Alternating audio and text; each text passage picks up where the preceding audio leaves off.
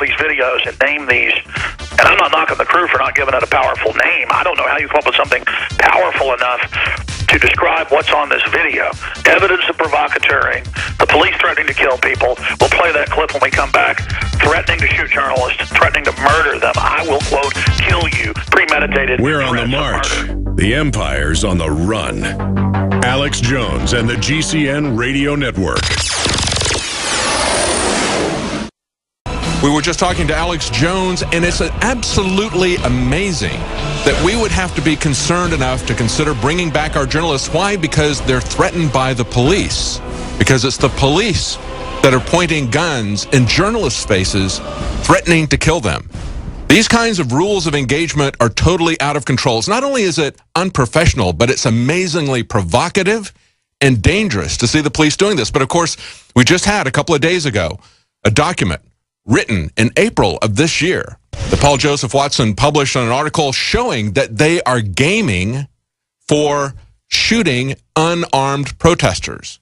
Exactly what we saw the first couple of nights that our reporters were in Ferguson, Missouri. If you remember, I think we're the only ones to have reported it. We actually showed video of the police not only leveling their guns, but having their sniper rifles trained on individuals and lighting them up with the laser sights on their rifles, clearly showing that they had their sniper rifles pointed at these people and were ready to fire on them. That is exactly what they are planning to do in this document. They talk about taking out the leaders of peaceful protests, eliminating those guys with snipers. And that's what we saw a year ago. A document was leaked about from the FBI saying that they were looking at using suppressed sniper fire to take out the leaders of the Occupy movement.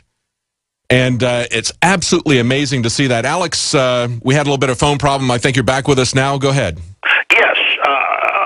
I just want to be clear here that there is an organized doctrine to kill reporters and kill the leaders of peaceful demonstrations and movements. They want to set the precedent on inner city people and folks that have been demonized for whatever reason. So first they sell the police state on Muslims, then they sell it for inner city blacks.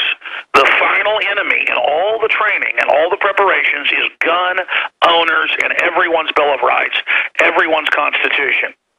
But if people want to put it in racial terms, it is the war on white people that members of the Senate and the House have talked about, the open race war pimping by MSNBC, CNN, and others, run directly by the Justice Department.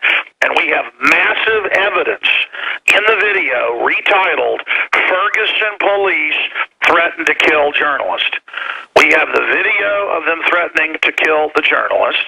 That is inside that 6-minute video. We have Biggs discovering the Molotov cocktails and trying to tell police, and nothing being done. We have just massive evidence, and sitting back and looking at it, it's incredible. Now, we haven't played the clip yet of the police officer threatening to kill people, threatening to kill journalists, because he cusses. NPR or the PBS channels would air this because it's documentary. It doesn't violate the FCC if it's for documentary court-style purposes. I actually know the rulings, but we're not. We're going to beep it. So as soon as we have that, it's just about a 20-second clip, we will play that. And they just march up and they say, you know, I will effing kill you. I will effing shoot you. Alex, we have the clip ready. Okay, good. We have the clip. We're going to play that clip. And again, there's just so much evidence, so much proof. We're all the limited staff trying to go through this.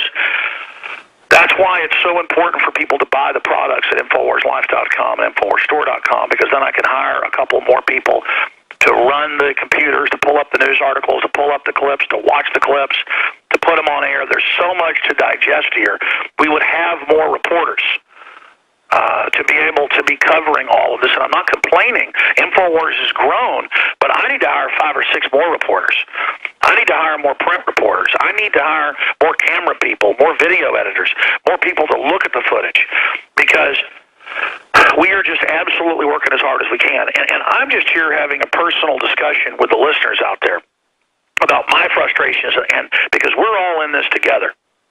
And it is so horrible and so horrific to see this happening. So we're going to play that clip of the police officer, bigger than Dallas. People can watch it unedited at Infowars.com and PrisonPlanet.com, saying, "I will kill you, I will shoot you," and grabbing and slamming reporters to the ground that are doing nothing. We have clip after clip of my reporters in the middle of all this, and Biggs, Joe Biggs, our reporter, finding the Molotov cocktails, trying to go get the police to look at them. He dare not walk over with them. A whole box of them stashed and ready, the same brand that the police have claimed that they found one undetonated and showed on the news. Clearly provocateur, doing nothing about a stash of Molotov cocktails. I mean, that's a national news story. Stash of Molotov cocktails found. You're going to hear from Joe Biggs a full breakdown of everything that happened with his report with Marcos Morales, Kit Daniels, Mikhail Phelan, who they also pointed shotguns at and threatened to kill. I mean, this is getting crazy, ladies and gentlemen. So let's go ahead and play the clip from last night. Here it is.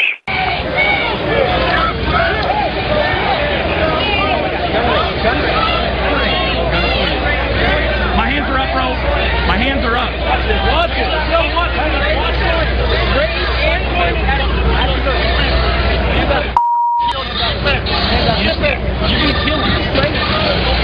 You're going to kill him. You're going to kill him. What's your name? Your name's Joe. Hello,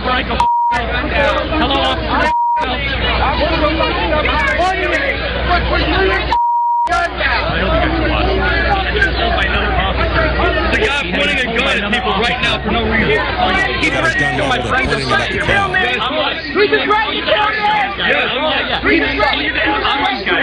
Yeah. He's gonna he's gonna kill me. He said he's gonna kill me. I can't believe that.